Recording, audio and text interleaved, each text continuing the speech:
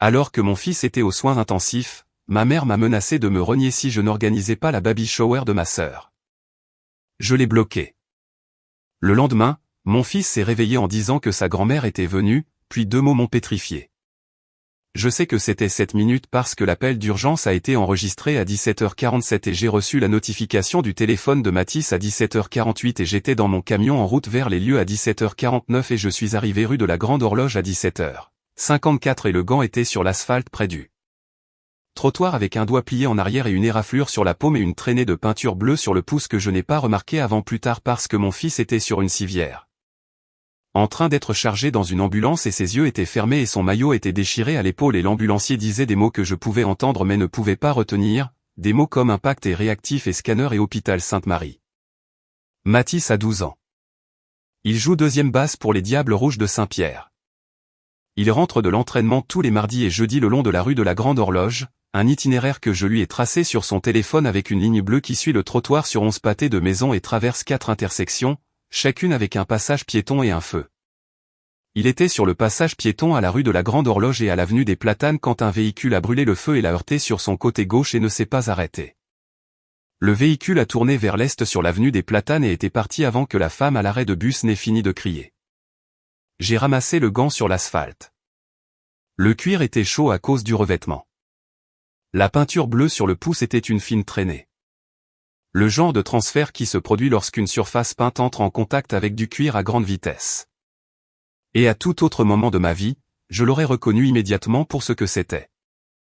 Parce que je suis expert en sinistres automobiles commerciaux et l'analyse des transferts de peinture est quelque chose que je fais 3 fois par semaine à mon bureau dans un immeuble rue du Marché où j'évalue les preuves de collision pour les assurances du Midi.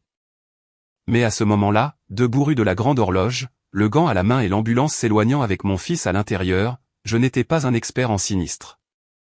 J'étais un père tenant un gant qui sentait le cuir, la terre du champ intérieur et le dernier après-midi normal que mon fils aurait avant longtemps. Hôpital Sainte-Marie, USI. Chambre 4. Mathis était inconscient. Le scanner a montré une commotion cérébrale, une clavicule gauche fracturée et des contusions le long de sa hanche et de sa cuisse gauche. Le médecin a utilisé le mot « stable » 4 fois, le mot « surveillance » 3 fois, et le mot « chanceux » 1 fois, et cette fois-là a suffi à me maintenir sur la chaise à côté de son lit, la main sur son bras et le gant sur mes genoux. Et le son du ventilateur remplissant la pièce du rythme d'une machine qui respire quand un garçon ne peut pas respirer seul. Mon téléphone a vibré à 19h14. Un message de ma mère. Laurence, va chercher les décorations pour la baby shower de Delphine chez le loueur rue du Moulin. Il ferme à 20h. Ne nous fais pas honte. J'ai lu le texte 2 fois.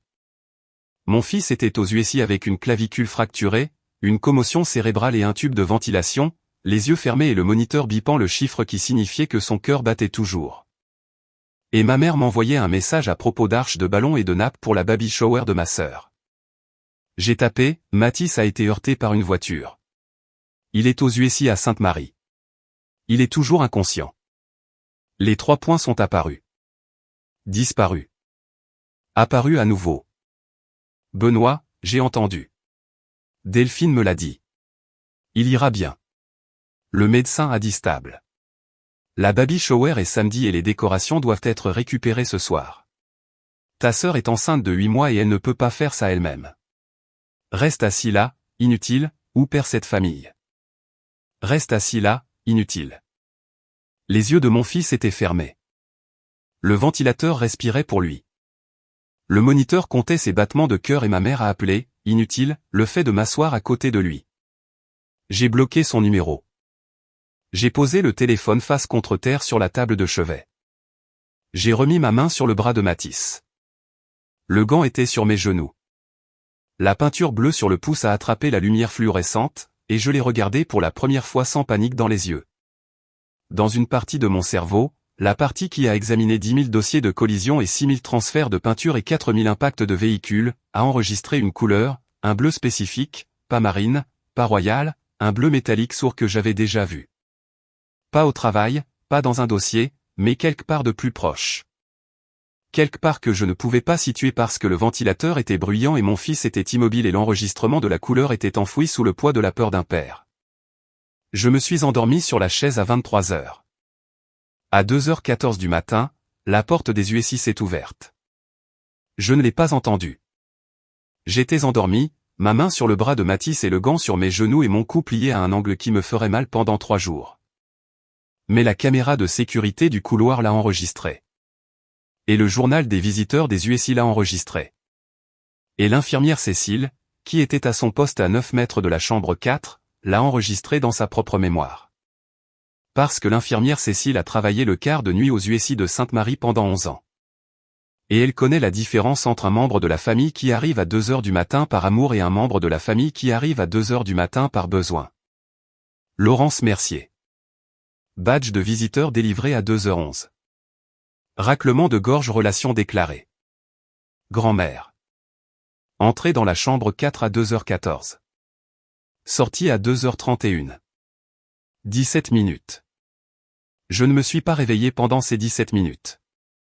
Mathis était semi-conscient, ce que l'équipe médicale avait noté à 1h45 du matin quand ses yeux avaient clignoté et sa main avait bougé et le moniteur avait enregistré un changement dans son rythme respiratoire. Semi-conscient signifie conscient de la présence, conscient du son, conscient du toucher, mais pas entièrement orienté.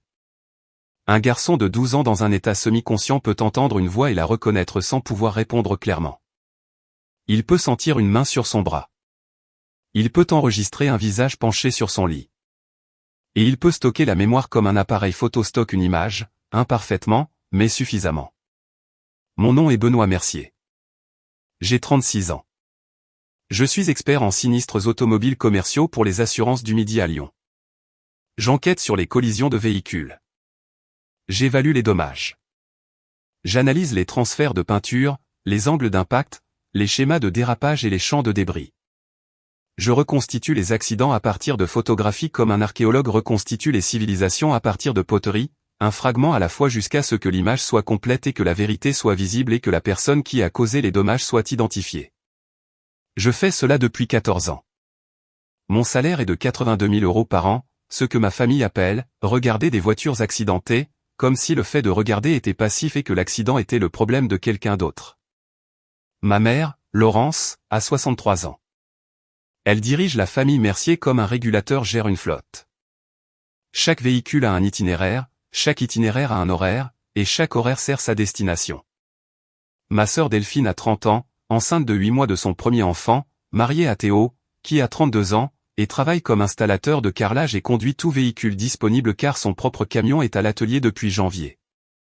Théo emprunte des voitures comme Théo emprunte tout sans demander, sans les rendre à temps, et sans reconnaître que l'emprunt est une transaction qui exige de la gratitude. Théo emprunte la voiture de ma mère. Une Hyundai Tucson bleu de 2019, bleu métallique, le bleu que j'avais vu sur le gant de Mathis et que je ne pouvais pas situer parce que la panique ne permet pas la reconnaissance de forme. Mais le matin le permet et le matin arrivait. Ma famille a une hiérarchie qui n'a jamais été discutée et n'a jamais eu besoin de l'être parce que la hiérarchie est visible dans chaque appel téléphonique et chaque fête et chaque demande qui arrive sans le mot « s'il vous plaît », attaché. Delphine est le centre. Delphine a été le centre depuis sa naissance, 5 ans après moi, dans une famille qui avait déjà décidé que son fils serait la structure de soutien et sa fille serait le point de la structure. Je suis l'échafaudage. Delphine est le bâtiment. L'échafaudage n'est pas photographié. Le bâtiment l'est. Quand Delphine a épousé Théo, la hiérarchie s'est étendue pour inclure un homme qui installe du carrelage pour 36 000 € par an et n'a jamais proposé de payer pour un dîner de famille, un cadeau de fête. Ou un plein d'essence dans la voiture qu'il emprunte à la femme dont je finance partiellement l'hypothèque. Théo existe dans la famille Mercier comme un locataire existe dans un immeuble. Il occupe l'espace. Il utilise les services publics. Et il suppose que quelqu'un d'autre paie pour l'infrastructure parce que quelqu'un l'a toujours fait. Ce que ma famille ne sait pas, c'est l'ampleur de ce que je fournis. Je paie 1 400 € par mois sur un compte joint que Laurence gère, un compte qu'elle a créé quand Mathis est né, et j'avais 24 ans. Et elle m'a dit que c'était pour les urgences et les dépenses familiales. Les 1 400 € couvrent 600 € pour les programmes parascolaires et les frais de sport de Mathis, 400 € que Laurence m'a dit aller à un complément de santé familiale, et 400 € que Laurence a décrit comme l'entretien ménager de la propriété familiale. Je verse de l'argent sur ce compte depuis 12 ans, 21 600 € au total. Ce que je n'ai pas su avant de consulter les relevés 3 jours plus tard, c'est que 78 400 € de cet argent avaient été redirigés vers le ménage de Delphine au cours des 4 dernières années, couvrant l'assurance automobile de Delphine, les réparations du camion de Théo et les soins prénataux de Delphine. Rien de tout cela n'avait été divulgué par Laurence parce que la divulgation aurait exigé d'admettre que le compte que je finançais ne finançait pas ce qu'elle avait promis. 6h22 mercredi. Le ventilateur avait été retiré à 4h. Mathis respirait seul. Le moniteur était stable. La pièce était grise de la lumière matinale, la lumière qui traverse les fenêtres des hôpitaux avant que le soleil ne dégage les bâtiments et ne transforme le gris en quelque chose de plus chaud. Mathis a ouvert les yeux. J'étais sur la chaise. Le gant était sur mes genoux. Ma main était sur son bras. Ses yeux se sont ouverts comme les yeux d'un enfant après un long sommeil. Lent et flou et cherchant la chose qui les ancre. Et la chose qui a ancré Mathis était mon visage. Papa, je suis là, mon pote. Je suis juste ici. Il m'a regardé. Ses yeux se sont concentrés. Ses lèvres ont bougé. Les mots sont venus lentement, poussés à travers une gorge qui avait été intubée pendant 14 heures et était irritée et sèche et travaillait plus fort que la gorge d'un enfant de 12 ans ne devrait le faire. Papa. Grand-mère était là hier soir. Ma main s'est resserrée sur son bras. Quoi? Elle était là. Elle s'est penchée sur le lit. Elle n'arrêtait pas de demander si j'avais vu quelque chose. La pièce est devenue froide. Pas la température, la compréhension. Laurence était venue aux USI à 2h du matin non pas pour tenir la main de son petit-fils, non pas pour prier, non pas pour pleurer. Elle était venue pour savoir ce qu'il avait vu. Elle s'était penchée sur un garçon de 12 ans semi-conscient dans un lit des USI et lui avait demandé s'il avait vu quelque chose. Et la question n'était pas la question d'une grand-mère effrayée. C'était la question d'une femme qui connaissait déjà la réponse et avait besoin de savoir si le garçon la connaissait aussi. Mathis, as-tu vu la voiture qui t'a heurté? Il a hoché la tête. Une seule fois, le hochement d'un garçon qui portait quelque chose depuis 17h47 hier et attendait la bonne personne à qui le donner. Puis il a dit 2 mots. Sa voiture. Je n'ai pas bougé. Le gant était sur mes genoux. La peinture bleue sur le pouce était visible à la lumière du matin. Bleu métallique sourd, le bleu exact d'une Hyundai Tucson de 2019 que j'avais vue dans l'allée de ma mère tous les dimanches pendant 6 ans. La voiture de grand-mère, ai-je demandé. La bleue, celle que Théo conduit. J'ai failli me lever et aller chez Laurence. L'adresse était dans mon téléphone et le gant était dans ma main et les 2 mots étaient dans mes oreilles et 12 ans d'analyse de collision me disaient que le transfert de peinture sur le pouce était compatible avec une finition automobile bleu métallique. Probablement un code couleur Hyundai NKR et la trajectoire d'un véhicule tournant vers l'est sur l'avenue des Platanes après avoir brûlé un feu rue de la Grande Horloge était compatible avec un conducteur venant de la direction du quartier des Bars de l'avenue des Platanes. Mais la main de Mathis sur mon bras m'a arrêté. Sa poigne était faible, mais ses yeux étaient clairs, et le garçon de 12 ans dans son lit avait plus besoin de son père que l'expert en sinistre n'avait besoin des preuves. Les preuves seraient là à midi. Le garçon avait besoin de moi maintenant. J'ai appelé l'infirmière Cécile à 8h. Elle était en fin de service. Une femme est venue à la chambre 4 vers 2h14 du matin. Elle est restée 17 minutes. Elle s'est penchée sur le patient et lui a parlé. Pouvez-vous confirmer? L'infirmière Cécile est restée silencieuse pendant 3 secondes. Je l'ai enregistrée. Laurence Mercier. Elle a dit qu'elle était la grand-mère. Je vois beaucoup de familles dans cette unité, monsieur Mercier. Celles qui viennent à 2h du matin sont soit celles qui aiment le plus, soit celles qui ont besoin de quelque chose. Votre mère m'a posé 3 questions avant d'entrer. Est-il réveillé? Peut-il parler? A-t-il dit quelque chose sur l'accident? Ce ne sont pas des questions d'amour. Ce sont des questions d'information. Puis-je obtenir une copie du registre des visiteurs et des images de la caméra du couloir pour cette heure? Je demanderai au chef de service de l'autoriser ce matin. J'ai failli m'arrêter après l'appel à l'infirmière. Le registre des visiteurs et les images de la caméra confirmeraient la présence de Laurence. La peinture sur le gant confirmerait la couleur du véhicule. La déclaration de Mathis confirmerait l'identification. 3 pièces à conviction, chacune provenant d'une source différente, chacune pointant vers la même voiture. C'était suffisant pour un supplément de rapport de police, mais les 21 600 € m'ont arrêté. Les 12 ans de paiement sur un compte censé servir mon fils et qui avait été discrètement redistribué à la fille qui planifiait une baby shower pendant que mon fils était inconscient. Ce chiffre n'était pas une collision. C'était une fraude. Et la fraude exige une documentation avant la confrontation. J'ai quitté l'hôpital à midi après que le médecin de Mathis a confirmé qu'il serait gardé en observation jusqu'à vendredi. J'ai embrassé le front de mon fils. J'ai mis le gant dans un sac de preuves transparent de ma trousse de travail dans le camion. Le même genre de sac que j'utilisais pour recueillir les débris des scènes de collision. Le même plastique que j'avais rempli de verres brisés et de caoutchouc déchiré et de fragments de lentilles de phare de 1000 accidents appartenant à des étrangers. Ce sac contenait un gant qui appartenait à mon fils. Le plastique a craqué quand je l'ai scellé. Le son était familier. Le poids ne l'était pas. J'ai conduit jusqu'à mon travail. Le bureau des assurances du Midi était calme à 12h30 un mercredi. La moitié des experts étaient sur le terrain. Le bureau d'accueil était vide. J'ai marché jusqu'à mon box, posé le sac de preuves sur mon bureau et me suis assis à côté d'une photographie de Mathis à son dernier match, souriant avec le gant à sa main gauche et la balle à sa droite. La photographie avait été prise il y a 3 semaines. Le gant sur la photographie était propre. Le gant sur le bureau avait de la peinture bleue dessus. 3 semaines entre un gant propre et un sac de preuves, c'est la distance entre une vie normale et la vie que je vivais maintenant. J'ai fait ce que je fais tous les jours. J'ai enquêté sur une collision. Sauf que cette fois, le plaignant était mon fils et le véhicule était celui de ma mère et le conducteur était le mari de ma sœur. À chaque étape du processus, j'avais effectué 1000 fois pour des étrangers, c'était maintenant une étape que j'effectuais pour le garçon dans la chambre 4 qui avait dit 2 mots ce matin-là et avait changé la forme de chaque relation que j'avais. Analyse des transferts de peinture. La traînée sur le gant était compatible avec une peinture automobile bleu métallique.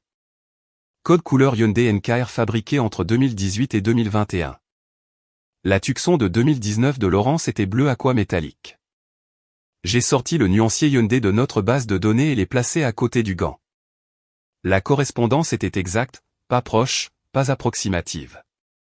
Exact. Le bleu sur le pouce était le bleu sur le nuancier était le bleu de la voiture dans le garage de ma mère.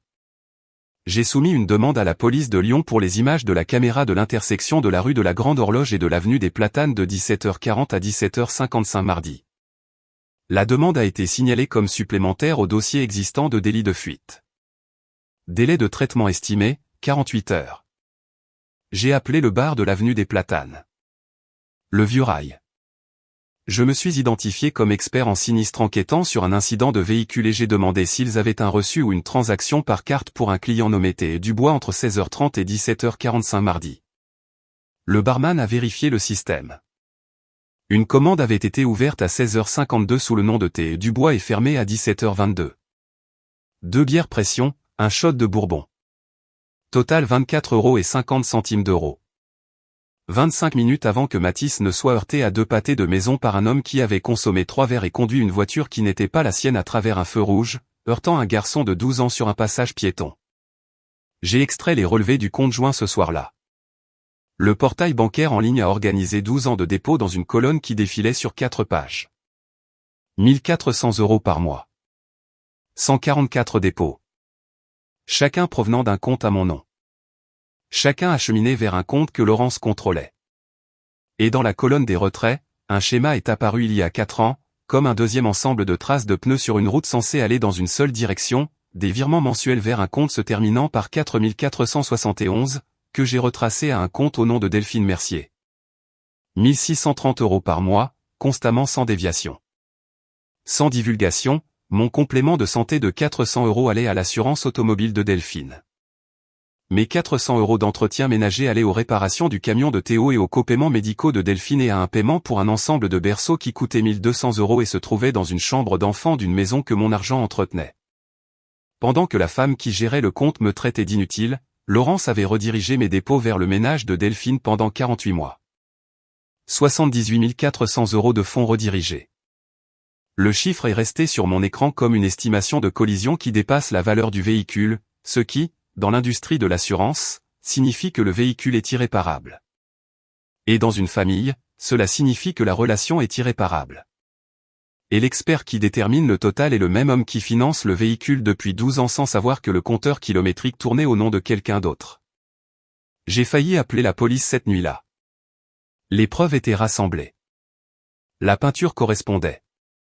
Le reçu du bar était horodaté. Les images de la caméra étaient en cours de traitement. La fraude financière était documentée. Mais le gant m'a arrêté. Il était posé sur ma table de cuisine dans son sac de preuves, la peinture bleue sur le pouce, et le cuir sentait toujours la terre du champ intérieur et la sueur de Matisse lors du dernier mardi normal de l'enfance d'un garçon. Le gant m'a rappelé que ce n'était pas un dossier de réclamation. C'était mon fils et mon fils méritait de voir son père gérer cela comme un père le gère, face à face dans une pièce avec les preuves sur la table et la vérité dans l'air et sans appel téléphonique, sans message vocal, sans fil de discussion pour se cacher. Jeudi, j'ai conduit jusqu'à la maison de Laurence. Le trajet de mon appartement à la maison de Laurence dans l'ouest de Lyon prend 22 minutes un bon jour. Et aujourd'hui était un bon jour pour conduire et un mauvais jour pour tout le reste. Le sac de preuves était sur le siège passager. Les relevés bancaires étaient dans un dossier à côté. La confirmation du reçu du bar était imprimée et agrafée au dossier. Le numéro de demande des images de la caméra était écrit sur un post-it collé sur la couverture du dossier. 4 pièces à conviction sur un siège passager. Chacune recueillie comme je recueille des preuves au travail, méthodiquement documentées, et visant une conclusion que les preuves soutiennent, que la personne à l'autre bout le veuille ou non. La voiture de Delphine était dans l'allée. Le camion emprunté de Théo était sur le trottoir et la Hyundai Tucson bleue de Laurence était dans le garage, visible à travers la fenêtre latérale. Et même depuis l'allée, je pouvais voir ce que j'avais besoin de voir. Une éraflure sur le pare-choc avant côté passager à la hauteur exacte de la hanche d'un garçon de 12 ans. La peinture autour de l'éraflure était écaillée. Le plastique était fissuré. Et le pare-choc avait été lavé récemment et soigneusement avec le genre d'attention concentrée qu'une personne porte à une surface qu'elle essaie de nettoyer des preuves de contact. Ce qui est la première chose que fait tout conducteur coupable d'un délit de fuite et la première chose que recherche tout expert en sinistre. Parce que la culpabilité et le savon laissent les mêmes traces. J'ai pris 3 photographies depuis l'allée. Dommage au pare-choc, hauteur de l'éraflure, marque de lavage. J'ai frappé à la porte d'entrée. Laurence a ouvert. Derrière elle, le salon était décoré pour la baby shower, des serpentins roses, une arche de ballon à moitié assemblée, des sacs cadeaux sur la table à manger, une boîte à gâteaux sur le comptoir. Delphine était sur le canapé, les pieds relevés. Théo était dans la cuisine, tenant une bière. Benoît, je ne m'attendais pas à toi. J'ai besoin de 10 minutes. Nous sommes en train de préparer la baby shower. Ce n'est pas à propos de la baby shower. Je suis entré. Je n'ai pas attendu d'être invité. J'ai posé le sac de preuves sur la table à manger à côté des sacs cadeaux. Le gant était visible à travers le plastique. La peinture bleue sur le pouce était visible. Le cuir éraflé était visible. Et la table qui était dressée pour une baby shower contenait maintenant les preuves d'un délit de fuite qui avait mis un garçon de 12 ans aux USI pendant que les gens dans cette pièce planifiaient une fête. Mardi à 17h47, un véhicule a brûlé un feu rouge à la rue de la Grande Horloge et à l'avenue des Platanes et a heurté mon fils sur un passage piéton. Matisse a une clavicule fracturée, une commotion cérébrale et des contusions sur tout son côté gauche. Il est resté inconscient pendant 14 heures. Il est toujours à l'hôpital. Nous le savons, Benoît. Je t'ai dit qu'il irait bien. Tu m'as dit de prendre des décorations. Tu m'as dit de rester assis là, inutile, ou de perdre cette famille. Et puis tu es venu dans sa chambre à 2h14 du matin et tu t'es penché sur son lit et tu lui as demandé s'il avait vu quelque chose. Le visage de Laurence a changé. La confiance de la régulatrice s'est brisée un instant, un éclair des yeux vers Théo, un regard involontaire qui a tout confirmé. Je suis allé voir mon petit-fils. Tu es allé vérifier si ton petit-fils pouvait identifier la voiture parce que tu savais déjà quelle voiture c'était. Tu as vu le pare-choc mercredi matin, maman. Tu as vu les raflures. Tu as vu le plastique fissuré. Et au lieu d'appeler la police, tu as appelé une éponge. Tu as nettoyé les preuves du pare-choc de la voiture qui a heurté ton petit-fils. Et puis tu es allé dans sa chambre d'hôpital à 2h du matin pour savoir s'il se souvenait de l'aspect du pare-choc avant que tu ne le nettoies. La bouche de Laurence s'est ouverte. Je protégeais cette famille. Tu protégeais Théo. Il y a une différence. Cette famille inclut Mathis. Mathis est dans un lit d'hôpital avec une clavicule cassée et une commotion cérébrale parce que l'homme que tu protégeais a conduit ivre à travers un feu rouge et l'a heurté sur un passage piéton et a continué sa route. Ce n'est pas une famille que tu protégeais, maman. C'est une conspiration que tu gérais. J'ai montré le gant du doigt. Transfert de peinture bleue sur le pouce. Code couleur Hyundai NKR. Bleu aqua métallique. La même couleur que la Tucson dans ton garage. La Tucson avec un pare-choc éraflé à hauteur de hanche. Le pare-choc que tu as lavé cette semaine avec du liquide vaisselle et une éponge. Pendant que mon fils était allongé dans un lit d'hôpital respirant à travers un tube. Théo a posé sa bière sur le comptoir. Sa main est restée sur la bouteille. Son visage a fait ce que les visages font quand la pièce bascule et que le sol n'est plus de niveau. Théo a quitté le vieux rail de l'avenue des Platanes à 17h22 mardi. 3 verres. Commande au nom de Thé et Dubois. 25 minutes avant que mon fils ne soit heurté à 2 pâtés de maison. Théo conduisait ta voiture, maman. Théo a brûlé le feu. Théo a heurté Mathis. Théo a fui. Et tu savais. Théo a ramené la voiture mardi soir avec un pare-choc bosselé et tu savais ce qui s'était passé. Et au lieu d'appeler la police, tu as lavé le pare-choc mercredi matin et m'as envoyé un message à propos des serpentins mardi soir alors que les preuves étaient encore fraîches sur le plastique. Delphine s'est levée du canapé. Ce n'est pas vrai. Théo était rentré à 17h30. Il était sur le canapé quand je suis rentré du magasin. Le reçu du bar de Théo indique 17h22. 2 bières et un bourbon. Le trajet du vieux rail à votre maison prend 11 minutes. Il serait arrivé à 17h33. Mathis a été heurté à 17h47. Cela laisse 14 minutes inexpliquées. 14 minutes, c'est le temps qu'il faut pour heurter un garçon sur un passage piéton, tourner à l'est sur l'avenue des Platanes, faire un détour pour revenir sur l'avenue des Platanes, garer la voiture dans le garage de ta mère. Et marcher les 4 pâtés de maison jusqu'à votre maison en ayant l'air d'un homme qui était là depuis le début. Le visage de Delphine est devenu blanc. Elle a regardé Théo. Théo a regardé le sol. Théo, as-tu heurté mon fils? Théo n'a pas répondu. Sa main était sur le comptoir et ses jointures étaient pressées dans le granit et son corps avait l'immobilité d'un homme qui a été pris dans un mensonge et calcule si le silence est préférable à la vérité et découvre en temps réel que le silence dans une pièce pleine de preuves est la même chose qu'une confession. Les images de la caméra de l'intersection sont en cours de traitement par la police de Lyon. Le transfert de peinture sur le gant a été analysé. Le pare-choc de la Tucson a une éraflure à la hauteur exacte de la hanche d'un garçon de 12 ans.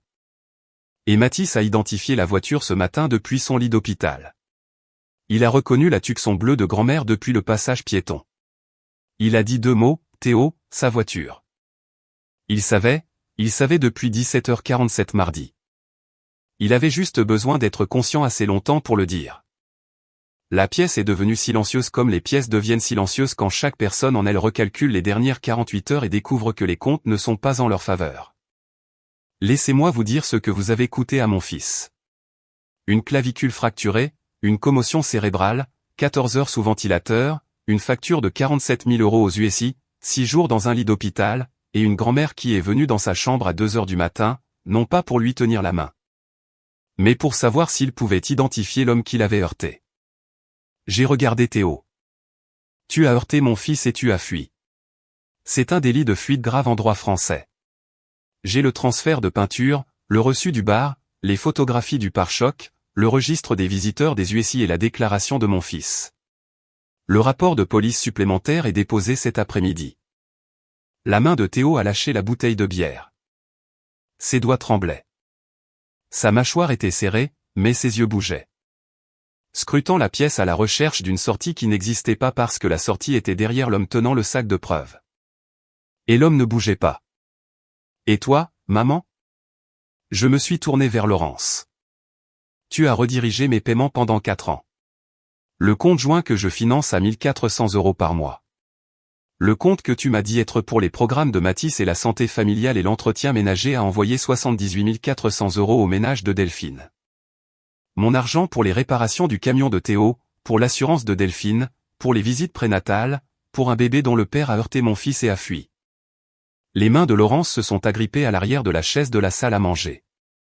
Elle a serré le bois comme une personne serre quelque chose quand le sol bouge, et la chaise est la seule chose qui ne bouge pas.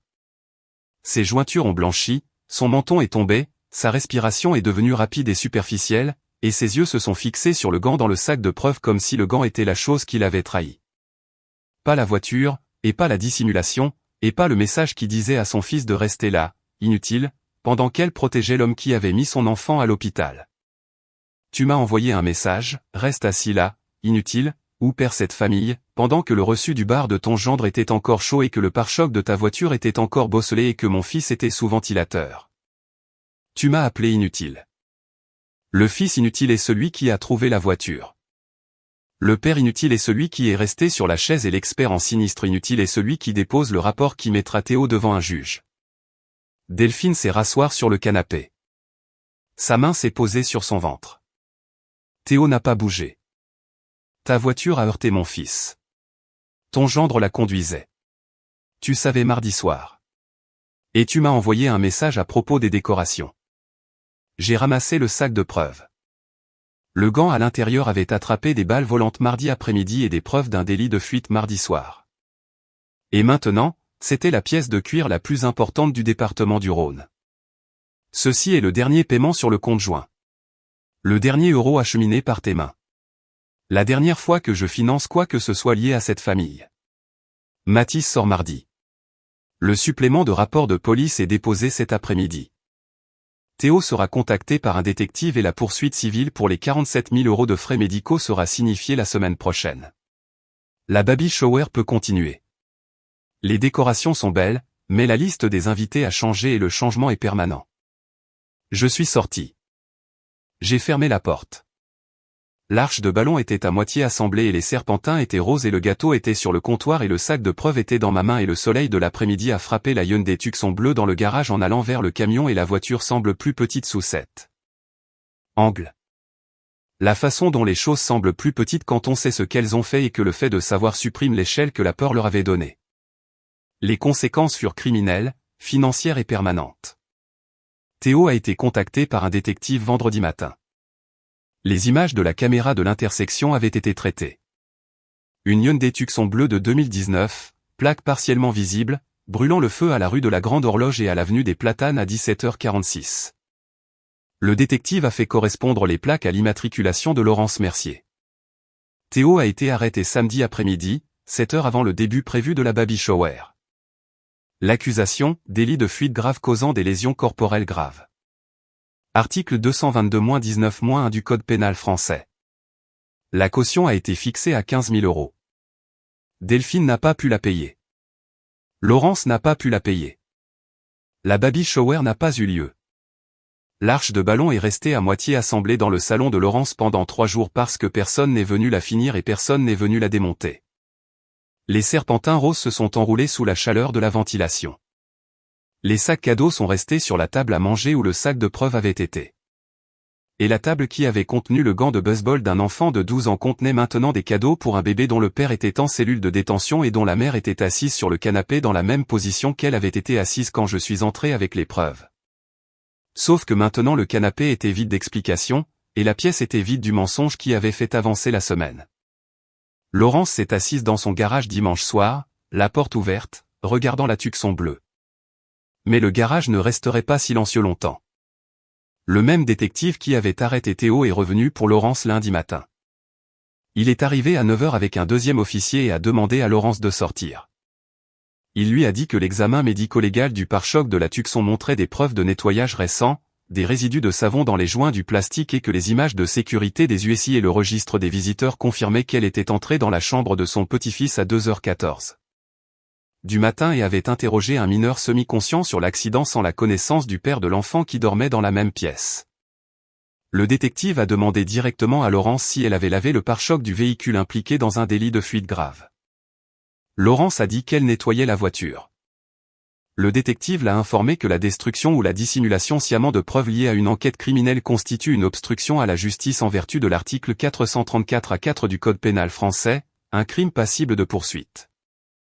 Il lui a donné une carte et lui a dit de contacter un avocat. La femme qui avait passé 63 ans à gérer sa famille se tenait maintenant dans son propre jardin, géré par un homme avec un insigne qui ne se souciait pas de la baby shower ou de l'arche de ballon ou des serpentins ou de la hiérarchie. Il se souciait du pare-choc. L'enquête sur la fraude bancaire a commencé la même semaine. Lorsque j'ai clôturé le compte joint lundi et présenté les relevés de 12 ans montrant 78 400 € de réorientation non autorisée vers le ménage de Delphine, le directeur d'agence a signalé le compte pour un examen interne. L'examen a porté sur la conformité de l'objet déclaré du compte avec les décaissements réels.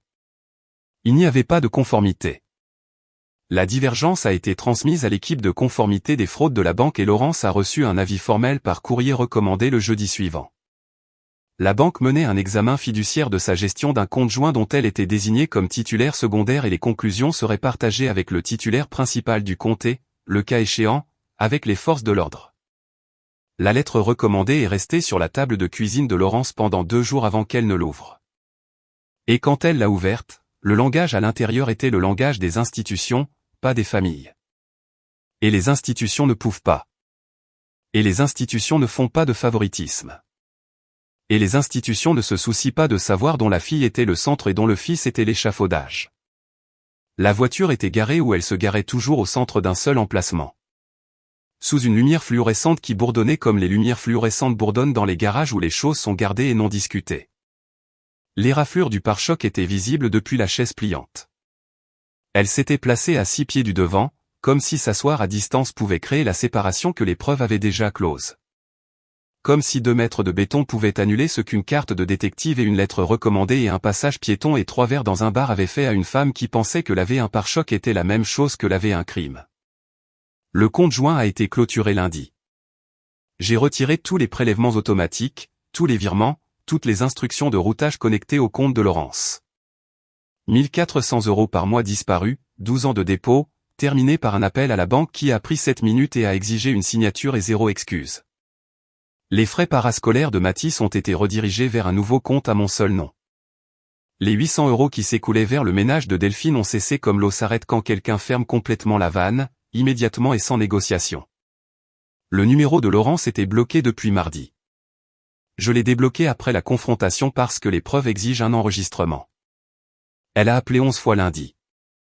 J'ai laissé chaque appel aller à la messagerie vocale. Elle a laissé un dernier message vocal à 21h47. 91 secondes contenant la phrase « Tu es en train de détruire cette famille pour un accident. » Pour un accident. Un délit de fuite grave n'était pas un crime. C'était un accident. Une grand-mère qui lavait un pare-choc et interrogeait un enfant semi-conscient et redirigeait 78 400 € n'était pas une complice. Elle protégeait la famille. Et un fils assis à côté du lit d'hôpital de son enfant n'était pas un père. Il était inutile. La poursuite civile a été déposée mercredi. Benoît Mercier contre Théo Dubois, 47 000 € de frais médicaux, plus des dommages et intérêts pour douleurs, souffrances et activités perdues. Le revenu d'installateur de carrelage de Théo était de 36 000 € par an.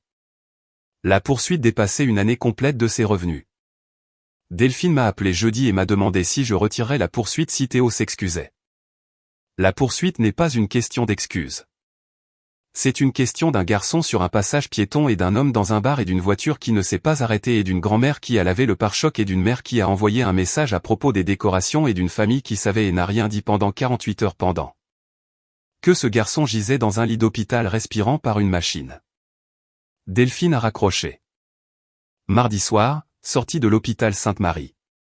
Mathis est sorti de l'hôpital à 17h15, 6 jours après qu'une voiture l'ait heurté sur un passage piéton et que le conducteur ne se soit pas arrêté. Son bras gauche était en écharpe. Ses pas étaient lents. Son visage était émacié par 6 jours de nourriture d'hôpital et de perfusion intraveineuse et la profonde fatigue qui vient d'avoir 12 ans et d'apprendre que les gens censés vous protéger sont les mêmes personnes qui ont envoyé la voiture. Il est passé devant le poste des infirmières où Cécile avait enregistré la visite de sa grand-mère dans la tombe.